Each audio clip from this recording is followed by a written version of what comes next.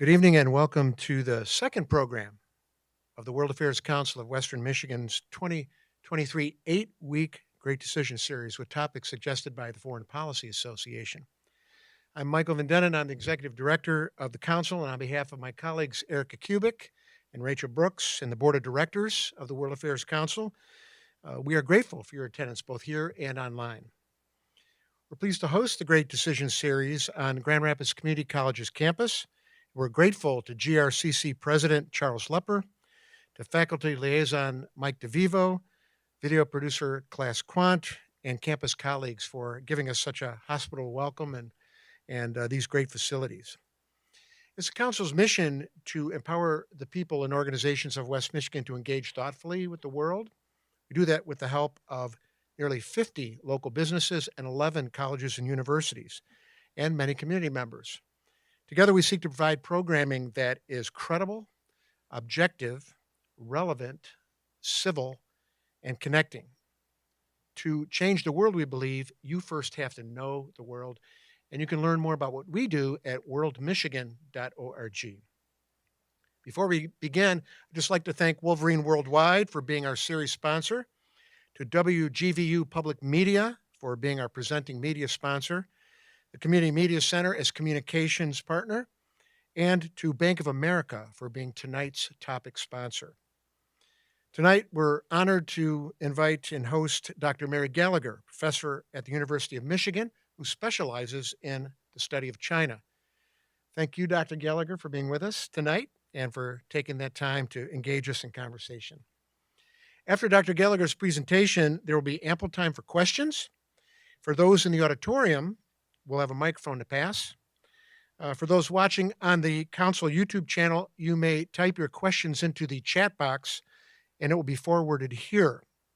For those both in person and online, if you'd rather text your question, you can do that to 616-308-6560. And please remember our house rules of respect to our guests and hospitality to others by asking respectful and succinct questions. And now Jen Tyler, who is the board member, who is our board president at the World Affairs Council and director of integrated business planning at Dematic. She will introduce our speaker. Jen?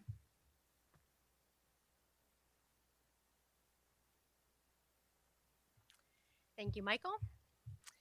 Bank of America, our topic sponsor, and my company, Dematic, are proud to be associated with the World Affairs Council of Western Michigan.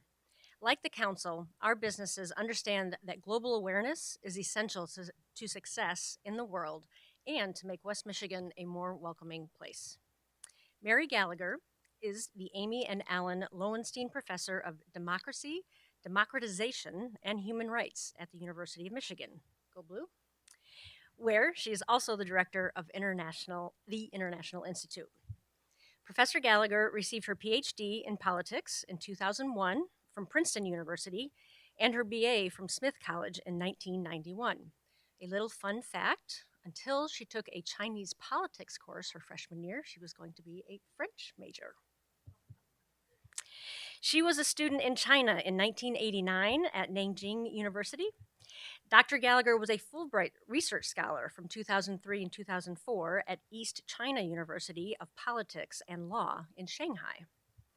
And this year, 2023 and 24, Professor Gallagher is a Fulbright Global Scholar on a research project to study attitudes towards China in the US, Germany, Japan, and South Korea. She is a board member of the National Committee on US-China Relations. Her presentation tonight is titled, What's Next for US-China Relations? Please welcome Mary Gallagher.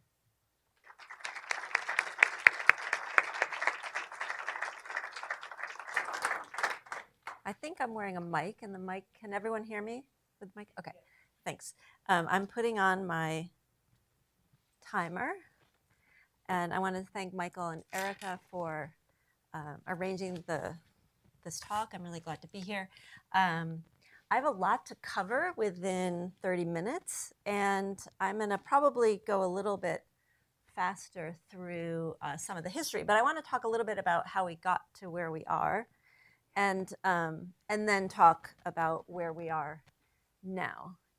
I'm going to talk about the US-China relationship as it is today, and talk about the development of the policy of engagement, which is the policy that many US presidents adopted since we normalized relations with China in the 1970s, in 1979. I'm going to talk about why engagement was the US policy, despite different administrations, Republican and Democratic, and then talk about the end of engagement, why engagement was also, I'm going to argue it's not a failed policy, but a policy that kind of ran its course, and then where we are today. And I have some recommendations about what to do. I will also talk at the end about balloons, and a little bit also about Ukraine, because I think Ukraine is maybe even a more important topic than the balloons. But I am not a military expert, and I am certainly not an expert in surveillance balloons, but I can talk a bit about what happened. So how we got here, these are pictures in Ann Arbor at the University of Michigan campus. That's a picture on the top left of the Michigan Union, and it is a group of students there to welcome the ping pong delegation that played in both in Cobo Hall in Detroit and in Chrysler Arena at University of Michigan campus in 1972, right after the reopening began. China was still in the Cultural Revolution. The US was still in the Vietnam War. Protests against the Chinese ping pong delegation followed them from across the country, including in Detroit. And in Cobo Hall, where they played, a group of protesters actually threw down onto the stage dead rats attached to little paper parachutes to protest the Chinese communists that had come.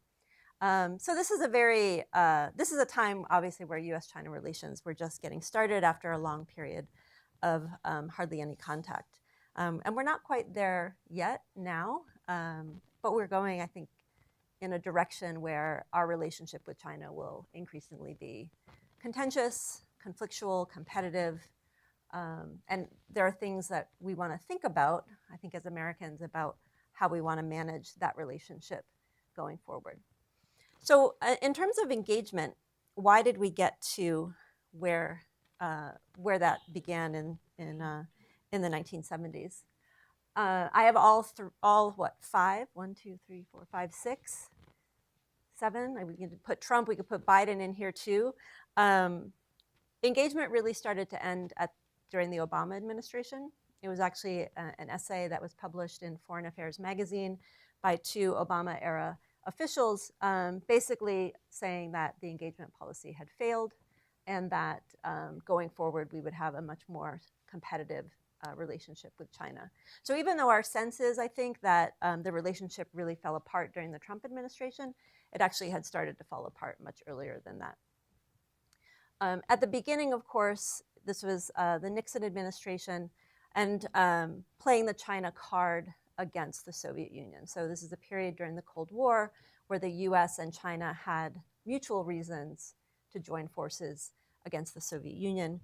China had fought a border war with the Soviet Union in 1969, and the US wanted China's support as it was moving out of the Vietnam War.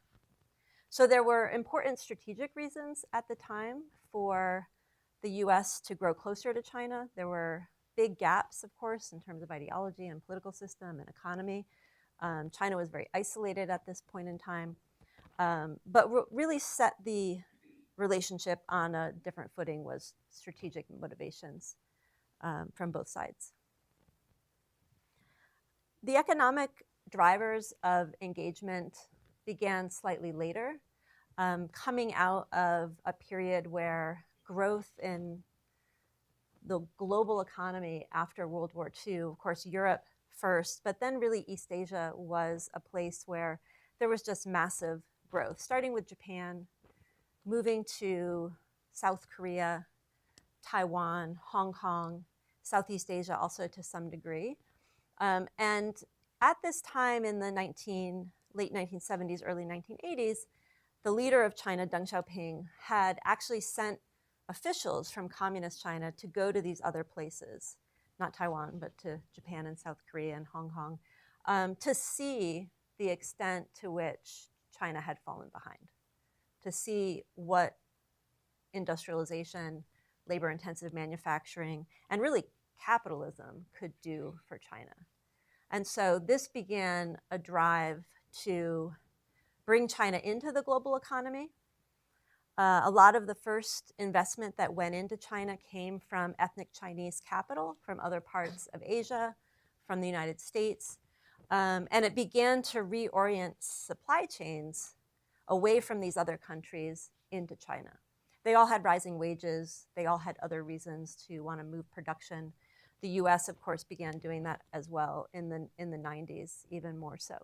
So we see this supply chain being diverted.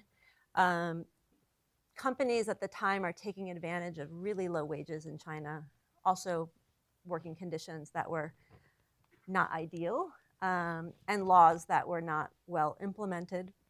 But at the same time, taking advantage of this huge workforce and leading to drop in consumer prices for many, many goods. I'll talk about, when I get to the end of engagement, how also that's affected a lot of the domestic politics of countries that have felt that this was really overall a bad thing for their own workers and their own economy. But certainly in the 80s and even the 90s, this was a huge driver of engagement with China. And it's really only recently that we've seen business, including in the US, the business community really grow sour on China. Until recently, they were, we would call them the ballast in the relationship. They kind of kept the relationship going because there was such strong commercial interests on both sides.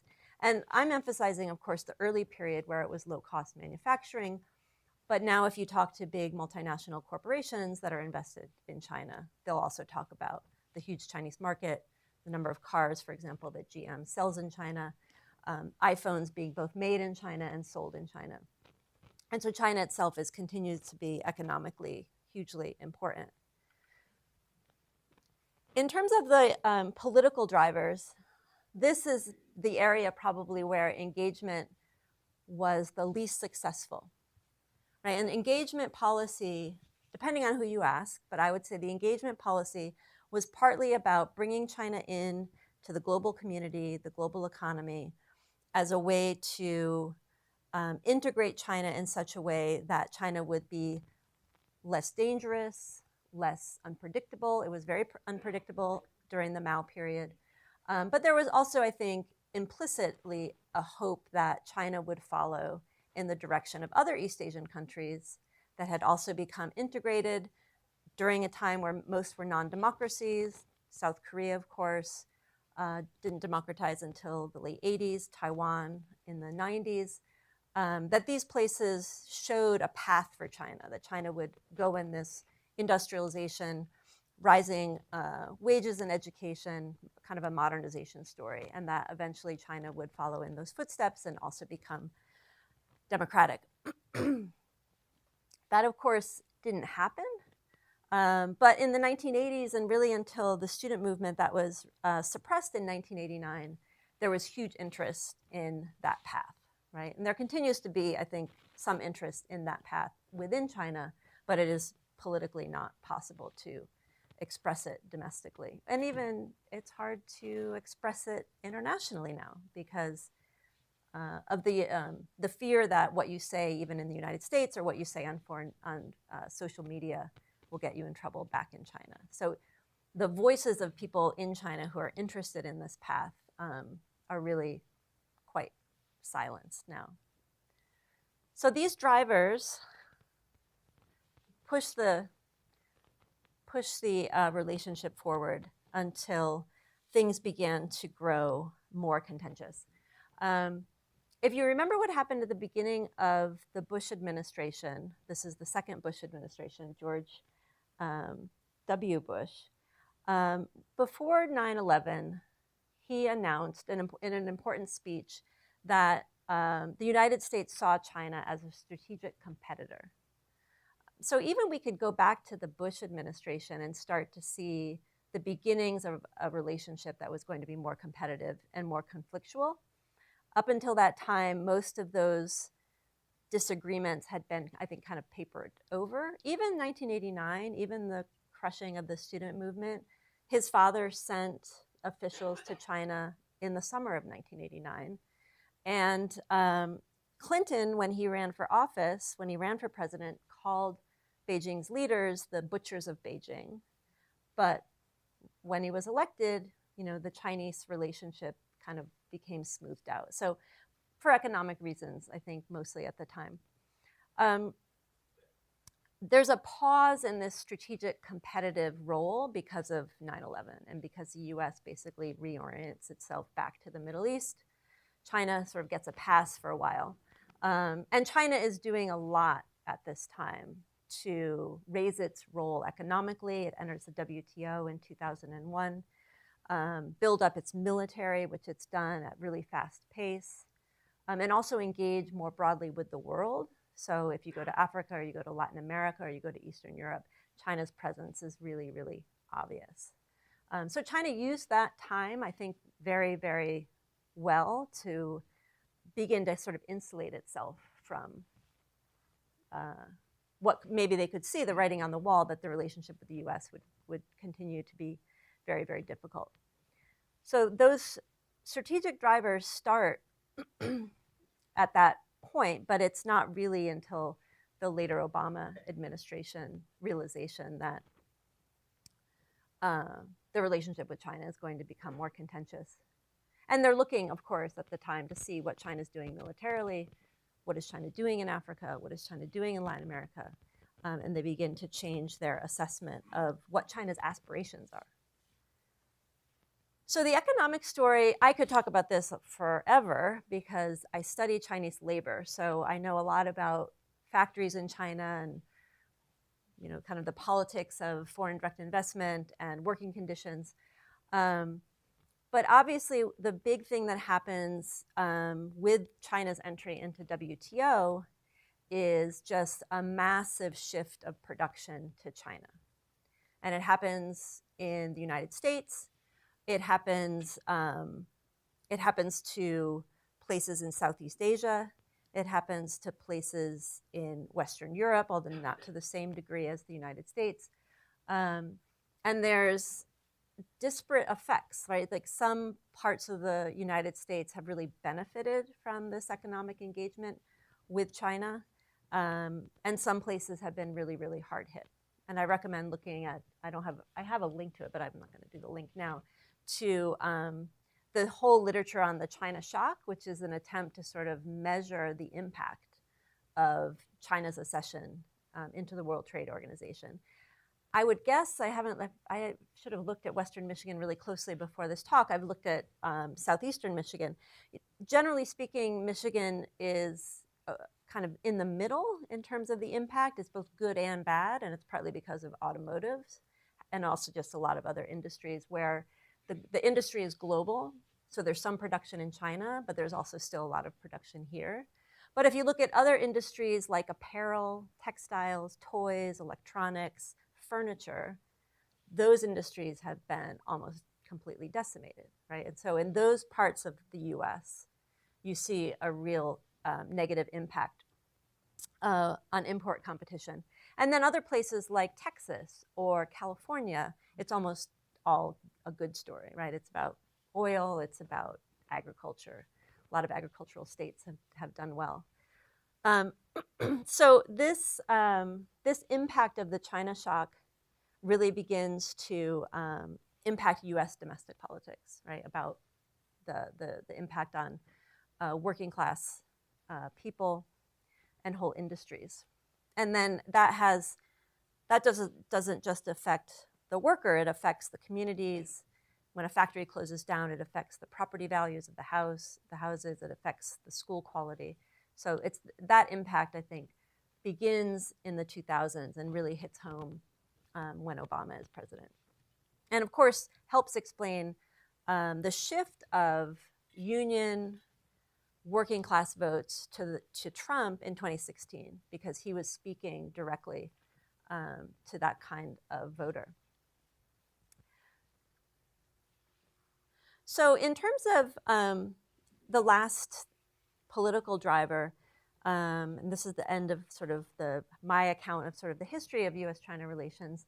The political drivers were always there. I mean, China was never really moving in a direction of becoming more democratic. There were points in time where it's surely you could see, for example, in what I study, labor, you could see workers organizing, you could see workers striking, you could see civil society groups organizing to help workers improve working conditions in Chinese factories.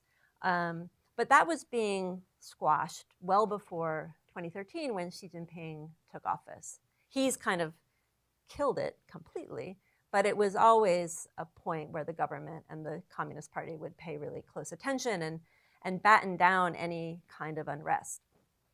But in the last few years, there's really been a turn. This is a kind of a picture of a painting of a photo, which is from the Xinjiang re-education camps that came to light in 2018. They're located in China's northwestern province of Xinjiang, which is Muslim majority. And by all accounts, and there's been a lot of good research on this, although a lot of it has to be done from afar, using web scraping of government websites, satellite photos of the camps, interviews with people who have gotten out. Somewhere around 1 million Muslims in China have been put in the camps. We don't know how many have then gotten out and have gone back to their homes, but a really huge human rights travesty. And so rather than say that things were better and got worse, I mean, I guess that's sort of true, but those problems were always there. They've gotten significantly worse in the last 10 years with the Xi administration.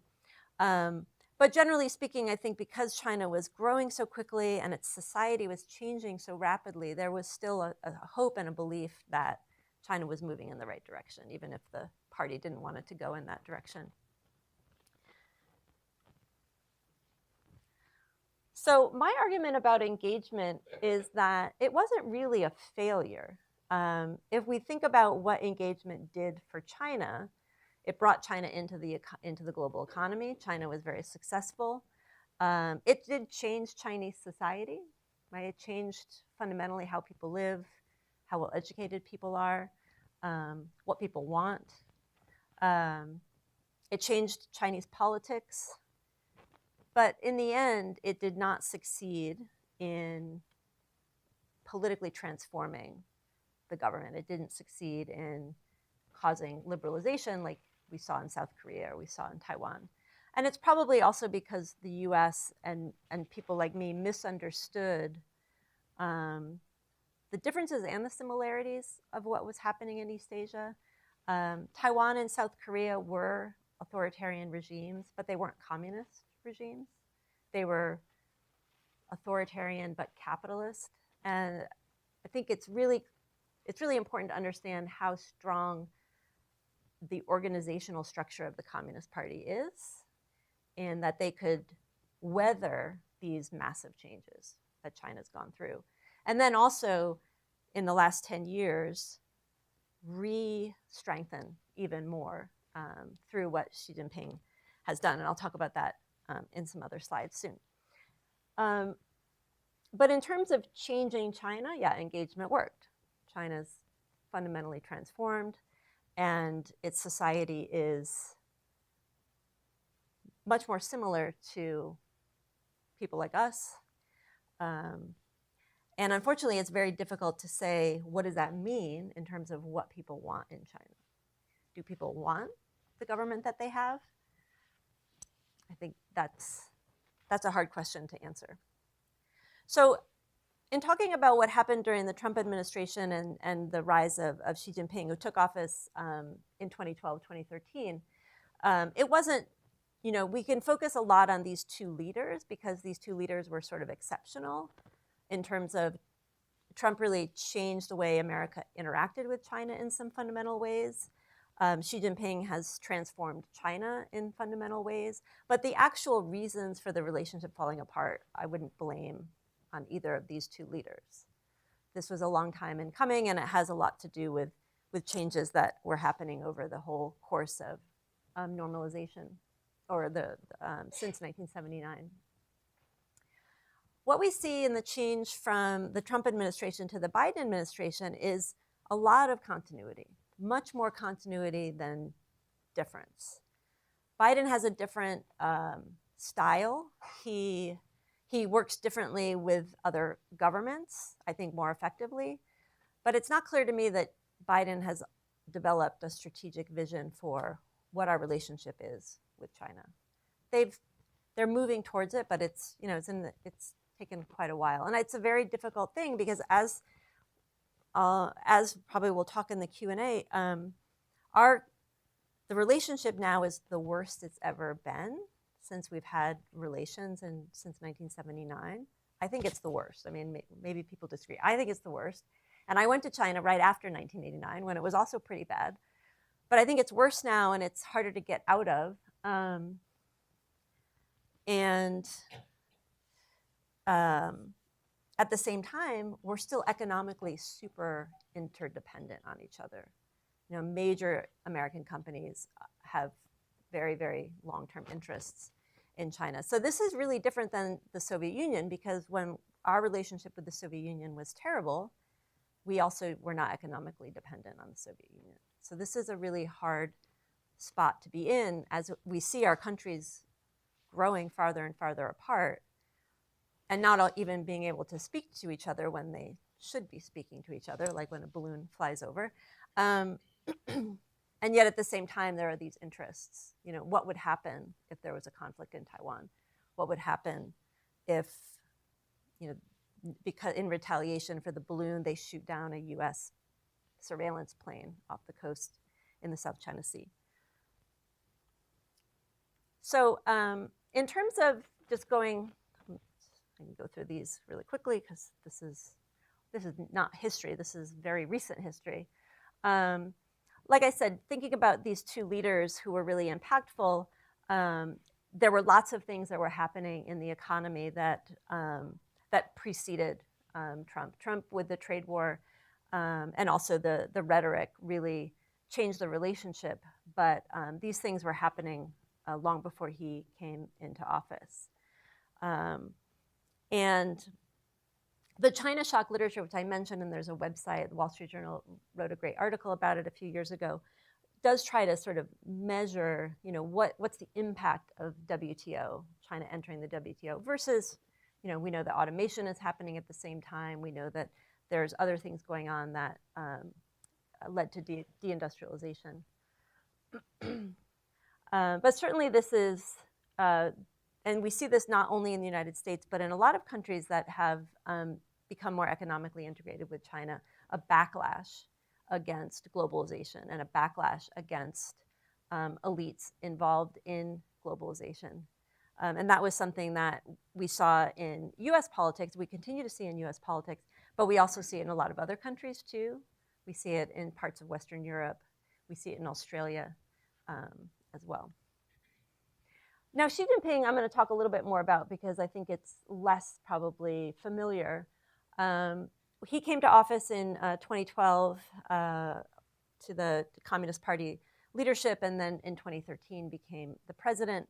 He immediately launched an anti-corruption campaign against the party and the government and the military, which is still ongoing.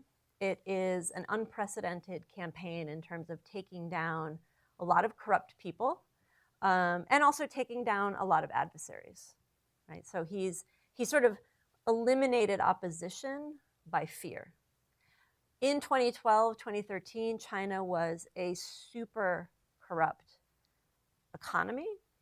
I would argue that almost everyone in the government or in the party was in some way complicit, right? And so in terms of going after people, you could go after almost everyone. But he also focused in particular on people who could oppose him in the future. He also gained a lot of popular support, right, by doing that. He is not an unpopular leader. He may be more unpopular now because I don't think people loved zero COVID, particularly at the end. But the anti-corruption campaign did gain him a lot of popular support. As he took his second term in office in 2018, they removed the term limits for the presidency from the Constitution. And in 2022, in October, he took a third term in office. He's reasserted the party's ideological control in media, in social media through censorship, and in popular culture. And this kind of propaganda campaign is also global, right? It's in multiple languages. It doesn't do a great job in the U.S., I don't think. When I'm not persuaded by it, but I think in other places around the world, it's quite effective. And he adopted a new foreign policy, something that Deng Xiaoping had talked about as biding time and hiding capacities. He basically said, nope, we're not going to do that anymore. We no longer need to bide our time. He talks about time in the last 100 years seeing unprecedented changes and as a moment sort of opportunity for China. So reverse that foreign policy of sort of laying low. And he's presented as part of that a much more ambitious global role for China. And I'll talk about a few of those things in a minute. Belt and Road, that is you've probably read about it. It is a infrastructure drive that goes across China into Central Asia and then goes down through the ocean. So it's like a belt and a road. I can never remember which is the belt and which is the road. I think the road is the sea. Building ports, right, all across the Indian Ocean, building rail from Central Asia into Western Europe, and also high-speed rail into Southeast Asia. As part of this infrastructure drive, the Asian Infrastructure Investment Bank, to substitute for the World Bank and the IMF and the Asian Development Bank, to fund these initiatives, right? So also like sort of trying to bypass institutions that were dominated by the US. The South China Sea has now been militarized, so there's now military outposts in the islands that China claims, as does many other Philippines, Vietnam, Taiwan claims them. And like I said, these propaganda campaigns abroad. Now, since he took office, it's also the case that China is, even though I'm kind of portraying China as like very powerful and very successful, and it is, but what's maybe concerning about the relationship right now, one thing that's concerning is that I think right now both countries don't feel particularly strong, don't feel particularly positive about the future. And so even though our impression might be that China should be super positive because its economy has been so successful, China this past year grew at the slowest rate since 1974. It is facing, I can talk in the Q&A in more detail, it is facing some very short-term problems about getting out of zero COVID. Zero COVID was 3 years for China. The economy really plummeted. But there are other sort of long-term problems in the economy related to local government debt and also demographic change. You probably saw this in the news. It was a big story in the last couple of months that China's population is now in absolute decline. So the working population started to decline about 8 years ago. And now the population itself is in decline, and the fertility rate is very, very low, despite the fact that the one-child policy was lifted in 2016. And it hasn't worked. You can have 2 children, you can have 3 children, and Chinese families are saying, no, we're good. We might have 1 or none. And so that's accelerated the demographic change. Because of the social change that I was talking about, and I think engagement was quite successful in this way, Chinese middle class, which now number about 300 million people in the middle class, they have very, very high expectations for their government. And this is, I think you saw this partly in the anti-zero COVID protests at the end of November. Very unhappy with the government's management, and also right now very unhappy with the government's management of getting out of zero COVID, which has been quite chaotic. But even before COVID, a lot of food and drug safety scandals that really angered people, particularly parents. It partly explains vaccine hesitancy in China, which is very, very strong. Very unhappy about the pollution, air pollution, and the environment. The government is now trying to address air pollution, partly because of the huge anger from middle-class people in cities. And then this huge drive to urbanize and bring in, this is a kind of a complicated issue, but just I'll mention it. There's something like 170 million people in China who live in cities as migrant workers from the Chinese countryside, but they do not have the right to permanently locate there. If they did, they would not be able to take part in Social Security. They wouldn't be able to probably send their kids to good public schools. They might not be able to buy an apartment. And so there's this class of people who are Chinese and have Chinese citizenship, but are in no way as regarded as equal in the cities where they live and work. And they tend to work in manufacturing and construction, in services, low-level services. So this is another way in which China needs to change its institutions to allow these people to become at the same level as the people in the city. So China is urbanizing really, really quickly because people are moving, but they are not able to really move as an equal citizen. So that's a huge social issue that China's dealing with right now. Okay, so I am out of time, but I'm going to try to say 30 minutes, and then I can cover this in Q&A. And we know what happened. We all lived through these last few years of the trade war. I want to say a couple of things about the trade war, and just in general about the U.S. policy towards China right now, because I think so many things in the United States are polarized around conservative, liberal, left, right. But this is a bipartisan issue, and you see a lot of support. Bernie Sanders, for example, supported Trump's China policy. I don't think Bernie Sanders agreed with him on that many other things. If you look at the recent voting in the Congress on China issues, very, very strongly bipartisan. And so there's more sort of agreement than I think we tend to give credit. So like I said earlier, U.S.-China policy under Biden has been remarkably similar. It's in some ways been tougher, partly because he has used export controls and bans to further decouple technology from China. But he's continued also the tariffs that were levied by Trump during the trade war.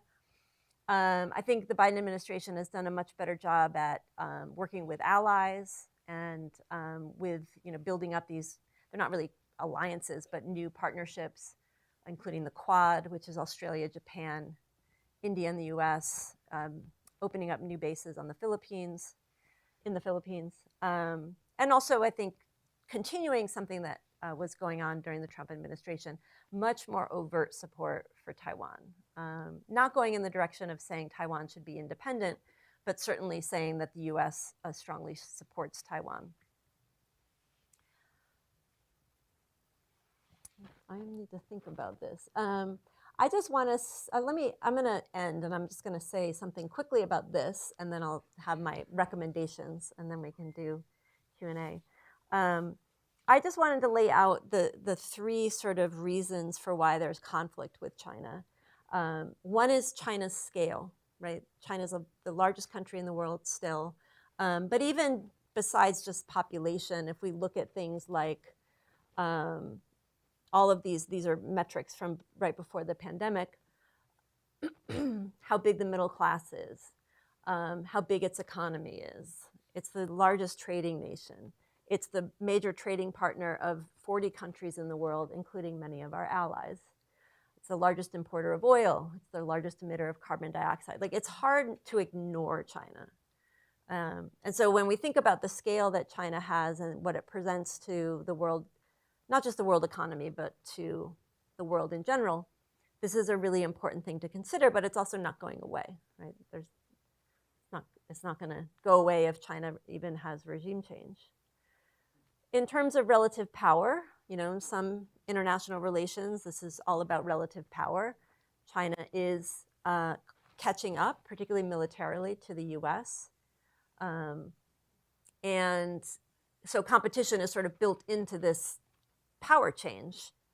And then the question is, how do we control the competition that we have? How do we make it so that it can maybe strengthen things that we need to do better rather than just lead to conflict, particularly military conflict? And then, of course, ideology. And I think this is where we tend to focus, maybe because this is something that potentially that might change in the future, though I don't think anytime soon. China's ideology is really different. I would say its system is state capitalist, not communist. It's about controlling the economy, but the party doesn't control the economy to let the workers of the world unite. It controls the economy to strengthen China's overall power. And it does that effectively in many ways. Not always, but in many ways. And of course, it's a single party system with no competition. And there's a lot of abuse of human rights. So those things scale relative power and ideology. Those are the reasons why our relationship has grown so bad. But to think about what are the things that could change and what are the things that won't change, right? Scale is not going to change.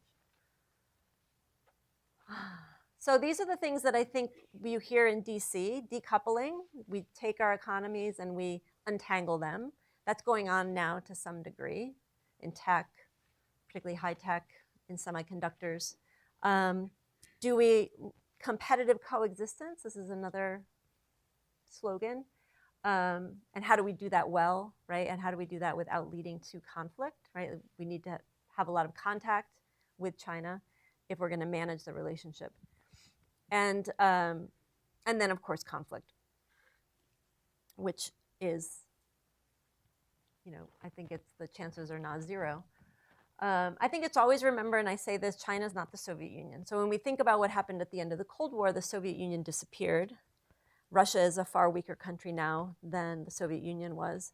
But I think it's unlikely that China would fall apart in some way like the Soviet Union did. And that gets back to the scale issue, right? And the relative power issue. That if we only focus on changing the ideology or hoping that the ideology changes or that the political system changes, those two things won't change. We also might want to think about a weakened China like a weakened Russia. A weakened Russia is causing world havoc now in Ukraine, threatening, nuclear war for when he needs it, when Putin needs it. And it's also possible that a democratic China could be unpredictable, could certainly be more nationalistic. Because a lot of what the government does with nationalism now is it uses nationalism really effectively when it needs it, and then when it doesn't need it, it shuts it down through censorship. And that might not be as available if China is more open. So these are not mind-blowing recommendations. This is a difficult issue. I do think that we really need to think about alliances and partners. We can't do it on our own. It's impossible. China's economically way too powerful for that. Thinking about trade agreements, again, we pulled out of the Trans-Pacific Partnership. It was the first thing Trump did in office when he came in 2016. But in 2020, among the major Democratic candidates running for office, none of them supported rejoining the TPP. So the US has really withdrawn from the global economy and trade. And trade is politically like the third rail in American politics right now. So you don't see a lot of movement in bringing back the United States as a major actor in trade agreements because of the domestic politics of it. I think it's really important that we emphasize universal values, things that speak to people in China, like freedom of speech and freedom of expression, which we saw people protests for at the end of November during the anti-zero COVID.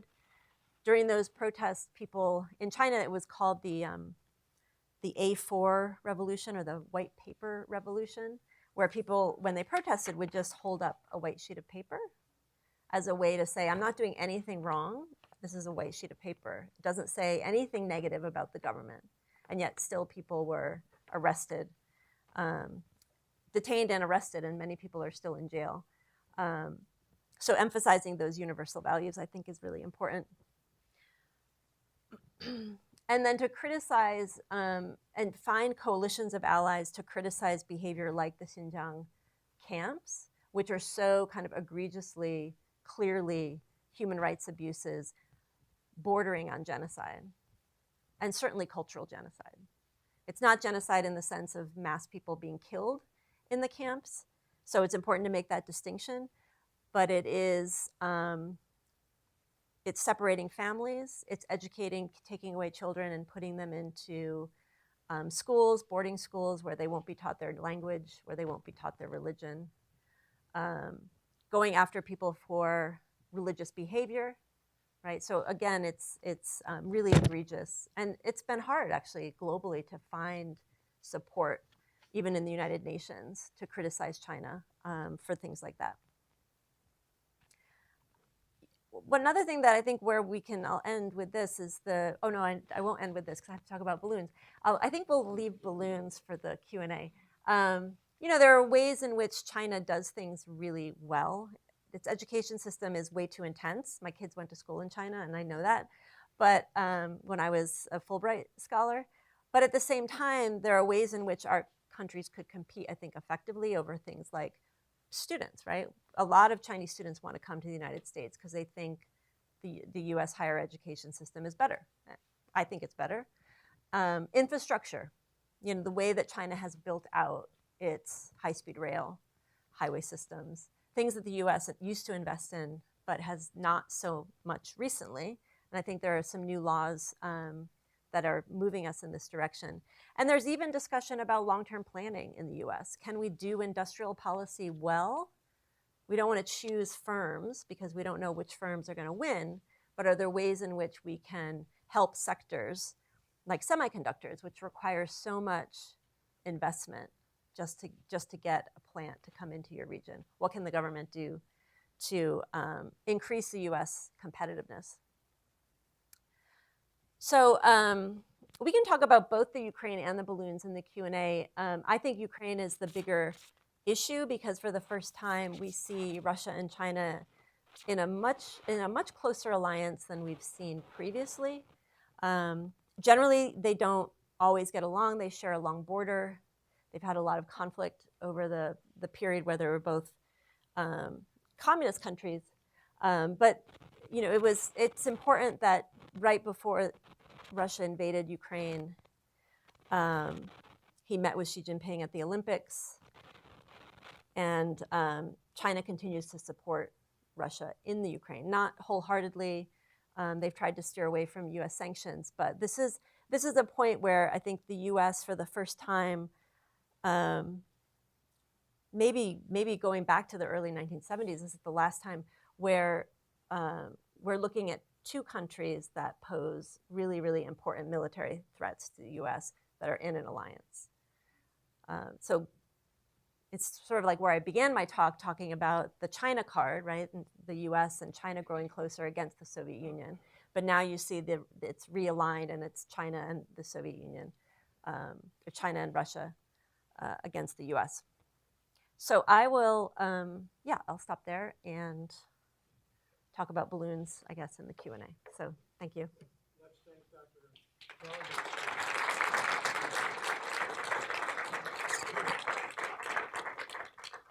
So if you're in the auditorium here, you ask for the microphone and we'll get that to you. If you're online, you can use the YouTube chat box, or you can text 616-308-6560. You can text in here too if you want to. And let's see if we can get a lot of good questions going. And so you've mentioned it a couple times, so why don't you talk about balloons for a minute?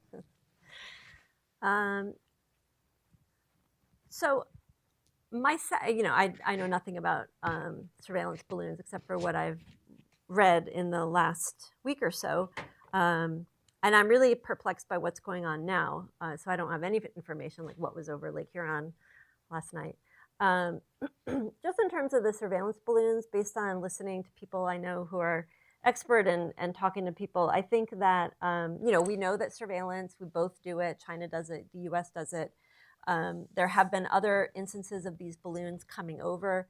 What I can understand talking to people in national security is that this might have been a little bit of a blank spot for the US in terms of understanding the importance of these, that surveillance balloons can be useful for, they're obviously lower down, but they can also be over a certain site longer than a satellite, and also that it clearly had a lot of communication equipment on it, so it can also collect communication from the ground, which might be quite important if it's, say, over like a military site. And the other thing that I think is really important in this story about the balloon that went over Montana and was eventually shot down in the Atlantic Ocean off of South Carolina is that the US government has said, and based, I guess, on intelligence, that they don't think that the Chinese leader, Xi Jinping, or the top Communist Party leaders knew about the balloon in advance. That's interesting. That could mean that there's not coordination. That's not uncommon in China. The government is pretty fragmented in some ways. The military may have done it without properly informing the civilian leadership, which would be a very big deal actually in China. I would imagine heads would roll over that. And then there's another theory that it was intentional, perhaps to make sure that Blinken's trip didn't go forward, right? So that some members of the military, I guess, the military didn't want the trip to happen. Yeah, so that's about what I'll say about balloons. I'm going to take some audience questions, but I've got a couple of questions that came in online. My phone died just. Okay, two questions. How do you see China-Taiwan relations playing out over the next 2 years, assuming the U.S. does not interfere? And how do China's leaders view U.S. military presence in the South China Sea? Would the U.S. feel uneasy if China had an air base or naval base in Cuba? If we had a naval base? If China had an air base or naval base in Cuba or close to us. So do China's leaders view the U.S. military presence unfavorably in the South China Sea? Oh, okay. So the first question was, sorry, I'm not thinking. Taiwan. Taiwan, okay. But they're sort of related. So China-Taiwan relations, there's a lot. I mean, I don't know if everybody knows. So China and Taiwan were both part of the last imperial dynasty. Taiwan became a colony of Japan in 1894, 1895, after the first Sino-Japanese War, which Japan won. They took Taiwan. Taiwan then was a colony of Japan until the end of World War II. It then reverted back to Republic of China. Republic of China was under the nationalist rule. They lost the civil war against the communists in 1949, and they fled to Taiwan. So Republic of China is Taiwan. People's Republic of China is the mainland. And Taiwan, I think it's important to remember, because the Chinese government talks a lot about reunification, has never been part of the PRC. It was part of the Qing, and then it was part of Japan, and then it was the Republic. So there's this huge gap between Taiwan and China, culturally and politically.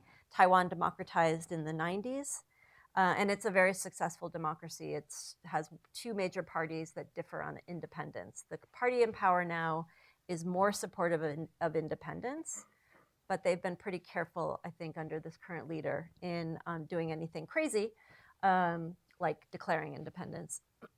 Economically, they're very, very integrated. A lot of investment from Taiwan in China, a lot of manufacturing, including of things like semiconductors.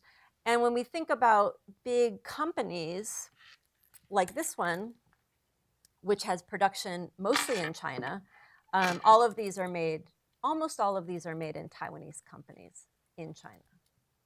All of our iPhones and our iPads and our Macs, and many, many other electronics made by Taiwanese companies. So the question is hard to answer. I mean, China has ramped up its coercion towards Taiwan, and it has amassed enough military equipment and missiles, and also built up its navy to probably be successful if it wanted to take Taiwan really, really quickly, depending on what the U.S. did or does. And the U.S. has generally maintained a policy of strategic ambiguity to say, we're not going to say what we're going to do because we don't want to encourage either side to try to guess and then do something stupid. That's becoming increasingly more difficult, and the U.S. has become less ambiguous about supporting Taiwan in most cases if there was a military conflict. My personal opinion is that I don't think most Americans know what that means. I don't think most Americans are prepared for a war over Taiwan. So that's my main worry, that we're inching towards it. You know, Pelosi went to Taiwan, and there was basically war games by the PRC military after that. Kevin McCarthy, as the new speaker, says he'll go to Taiwan. And there are good reasons. I'm not saying that he shouldn't go. I'm not saying that Pelosi shouldn't have gone. But I think if we're going to go in that direction, then we need to properly understand what that means.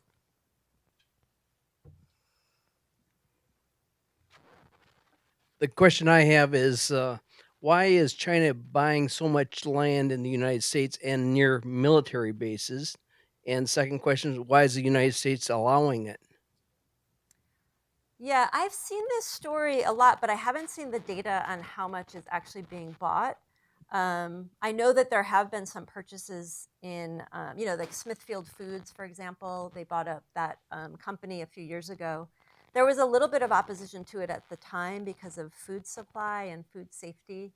But this is different. This is about territory. And I think the Texas legislature has a law to ban this. So I assume that if it's near a military installation, that yes, the US government should not allow that to happen. I worry about the Texas law because I think what it's doing is probably punishing a lot of people who are immigrating and who have green card status or who are students or on H-1B and want to settle in the US. And I'm really worried about sort of anti-Asian racism and even hate. And that, I think, further just penalizes people who, for the most part, just want to immigrate here and are hugely important for our economy. So I hope that whatever those laws that are passed really focus in on where the land is, and if it's close to the military, yes, you can't buy it, but not to penalize individual Chinese people who are immigrating. Why do you think they want to buy it? Well, I mean, there are lots of reasons why people want to buy land. I mean, I think China's also buying a lot of land in Russia for agriculture. I mean, China can't. And I don't want to speculate, but I think if it's into buying agricultural land, then it could be because they want to start to grow food. China has been very active in buying up natural resources or access to natural resources around the world. And that's the case in Africa, say with copper and lithium in some other parts of the world. So they've been very strategic about trying to make sure that they have access to natural resources that are needed for certain types of production.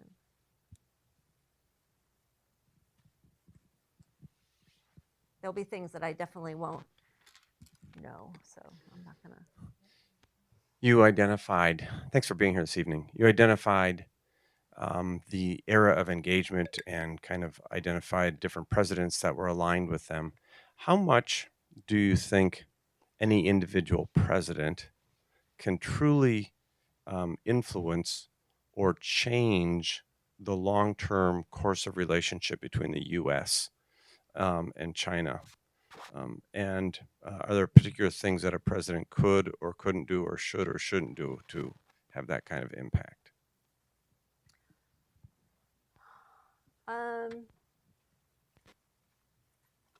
It's true that there's not one, and that's why I think it's important to look. It's not one Republican administration or one Democratic administration that sort of changed the course of the relationship. And it's always an election issue. It's always been an election issue. That's why Clinton said "butchers of Beijing," to score points about human rights right after the student movement. Or Bush in 2001 talking about strategic competition. But I think we see less and less of just like a huge disagreement. There's much more, I think, bipartisan support for the way the policies have evolved. There's definitely differences in how it's done. But with the Trump administration, say, trade war, I mean, that was something that a president could do. I mean, the president now has a lot of power over those types of decisions. The Congress has given the president that power as a way to sort of insulate the Congress from some trade decisions that can be very politically difficult for their constituencies. So I think presidents actually have quite a lot of power. And I think some of the things that Biden has done recently with the CHIPS Act and the Infrastructure and the Inflation Reduction Act, I mean, hugely impactful for what will happen with, say, semiconductors.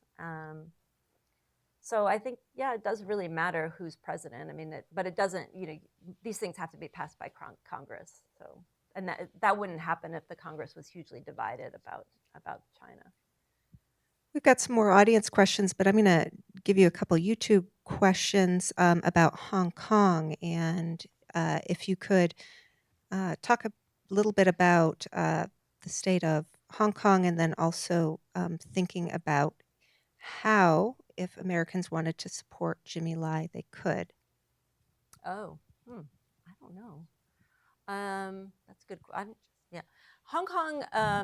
Yeah, I guess again a little bit of background. So Hong Kong was lost from China in 1840 after the first Opium War, where it started to become a British colony. Britain got more of Hong Kong over the course of the 19th century, and in the end, there was a 100-year lease for a part of Hong Kong that then became the date by which Hong Kong would be returned to China from Great Britain, and that was signed in 1984 between Deng Xiaoping and Margaret Thatcher, and then China got Hong Kong back in 1997. But the agreement was that China would respect Hong Kong's political and economic system for 50 years. And also that there would be moves towards political liberalization, political reform in Hong Kong, and eventually universal suffrage. In the end, China began to renege on the political liberalization, particularly after in some elections in this century, pro-democracy candidates were doing quite well. So in 2014, there was a huge movement, the umbrella movement for these political rights that became, that eventually was put down, and then in 2019 not really put down, kind of went away. And then in 2019, there were more political protests that turned violent. And the violence allowed, I think, the regime to really intervene quite dramatically. And so China, I mean, I feel like Hong Kong is over. Hong Kong is not Hong Kong anymore. Hong Kong is becoming, and I think this is the plan of the government in Beijing, is becoming a normal Chinese city, right? So it's losing the special cutouts that it got in this agreement. And so loss of civil rights, detentions of people who have protested, and then a national security law that actually will punish people anywhere around the world who advocate for Hong Kong independence and things like that. So yeah, it's been quite shocking how quickly Hong Kong has changed. And I think long term it'll be bad for the PRC. I think they discount how important Hong Kong is. And I think they discount how important Hong Kong's institutions have been: rule of law, lack of censorship, not full democracy, but much more democratic, great civil service. So yeah, it's a sad story. In terms of helping Jimmy Lai, I don't know, but I think probably the internet knows. So I will say that. I recently began working remotely for a large company headquartered in China. And so, what would you advise in a friendly conversation just to keep in mind as an American working right now for a Chinese company at a time when relations are worse than they've ever been, from what you've said? And then I think more broadly, what should American business leaders keep in mind as they go about trying to do business with China and in China? And the company you're working for is here. They're headquartered in China and they're entering the US market. So they have a US headquarters now, but their largest presence is in Hangzhou. Yeah. So, yeah, it's a great question. And it's a question that I think I don't have the same exact problem as an academic, but I certainly have similar sort of concerns about what should I do? Should I go to China? Should I work with Chinese colleagues? Should we do collaborations with Chinese universities? And part of that could be like a human rights issue. Like, should we be doing these things when there are these other terrible things happening, say in Xinjiang? At the same time, though, I feel like, and this is what I was trying to get at earlier, saying like this is a very strange relationship to be in when the countries can barely speak to each other, right? When the balloon thing happened, like there were no calls taken, but at the same time, the economies are still quite integrated. And there may be, I think, particularly as China gets out of COVID, a desire to sort of reestablish what had been often for American companies a very beneficial relationship. But I think it's difficult, and I think it's I'm just much more careful than I used to be. So I don't think that helps you at all, but that's what I'm doing. But I think business, quietly, I think, and this goes back to business being sort of the ballast. There is some degree of like quiet hope or optimism among people in the business community, more than there is, say, in academics or certainly in the government. And that's because there is still this pretty significant degree of economic interdependence. And it, also goes back to what I was trying to say earlier about, we have to remember that China is not going to go away and its economy is super important. And we need to think about managing the relationship as opposed to like, this is a toxic relationship and we want a divorce, because divorce seems really dangerous. Professor Gallagher. Yes. My question is about crisis communication. Yeah. During the Cold War, the U.S. and the Soviet Union developed means of crisis communication, so-called hotline. But as you just said, the Chinese were not taking calls after the balloon crisis. Why? Okay, so my theory, because this happened, I don't know if people remember the EP-3, the spy plane, the U.S. spy plane that was shot down. It was before 9/11, right? It was like early into the Bush administration.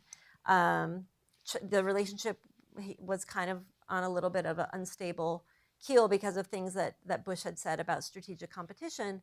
And then the spy plane had an interaction with a Chinese fighter pilot. The pilot died, and then the plane had to land in Hainan Island off a Chinese province, an island. And the people were, detained and eventually released. And people in the government joked that we eventually got the plane back, but in like tiny little pieces or something. I don't know if that's true. But during the EP-3 as well, there was a long period of time, was it 3 days, where there was no communication. And I think, because I studied Chinese domestic politics, I think that it's very, very difficult, given the Chinese system, for anybody to take the call. Because when you take the call, you're taking responsibility for the call. So unless Xi Jinping and Biden, like, okay, we're going to talk, that's fine. I mean, he could do that. But, the foreign ministry is not a strong ministry. If the military in China was somehow involved in the balloon but hadn't properly informed, I mean, there's so many like things that I don't know about the situation. But when that happened in the EP-3 and when it happened to, now, I really did go back to like, because we know in the EP-3 it was that nobody wanted to take responsibility. And it has to be the very, very top leadership to say, okay, we're going to take a call. But that's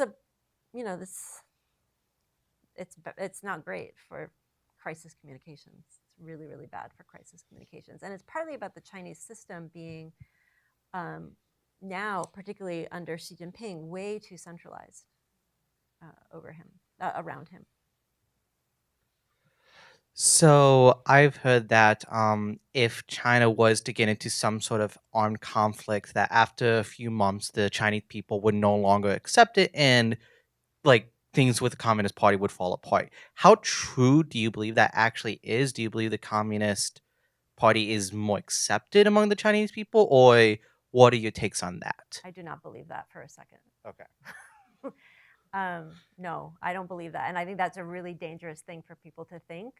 I don't think everybody loves the Communist Party in China. I think people have huge issues with like the end of zero COVID, right? Really bad. But most governments did COVID badly. But the Communist Party in China has still a lot of legitimacy. I mean, it has reigned over China during periods of terrible catastrophe, like during Mao. But since the 80s, it's got a pretty good track record. The other thing is that people in China, I would have to say, in general, fear what would happen if the Communist Party were to collapse, because there is nothing to replace it. I mean, that's part of the problem of like crushing any opposition, is that there is no opposition. And so I think people look around and like, what could happen? It could be very destabilizing. And the government reminds people about that all the time. Yep, one more, it's way on the other side of the room. So This will be our last question.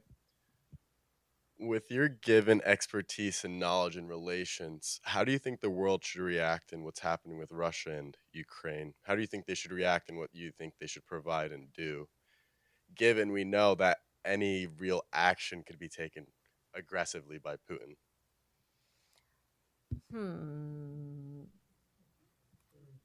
I mean, I think we're doing the things that we're doing so far seem to be the right things. They certainly seem to have foiled Putin's, I mean, not just what the US has done or what Western Europe is, other countries. Obviously, a lot that has happened is purely due to the Ukrainian people really not wanting to become a colony of Russia or a part of some new Soviet Union. So it's not just about what the US has done, but the US has done a lot, I think, in terms of aiding Ukraine, training, equipment, and things like that. And I think the fear is that, we get into a hot war with Russia. The thing that I want to mention, because it's related to China, is that I think what's happened in Ukraine has taught China like two lessons at least. One is that don't do anything with Taiwan unless you really know it's going to be successful, because you don't want to end up like Putin. And the loss of life and things like that is totally horrific. But the other thing I think it's taught China is that there's huge power of having nuclear weapons. And China is ramping up its nuclear weapons program really rapidly now. I think partly for longer term reasons, but also partly because it's shown that having nuclear weapons, and they already have them, but boosting what they have is a very powerful deterrent against some conflict with the US. So I didn't really answer your question but I'll just bring it back to China, since that's what I know about. So Secretary of State Blinken's trip was canceled. Do you think he'll eventually get there? Well, the balloon thing has continued to be a big story, because I think now, as we were talking about earlier, the US has become aware of potentially other balloons and whatever else is being shot down from the sky. I just saw Nope, so I keep on thinking that it's, from the movie. It's a UFO. But I think I was more optimistic right after, partly because China had said that it regretted the incident, even though they said it was a weather balloon, which wasn't persuasive. But I think it'll take a while. I don't think it's going to be immediate. And it's partly because this story hasn't ended yet. Let's thank Dr. Gallagher for being with us today. Thank you. Thank you so much. It's great.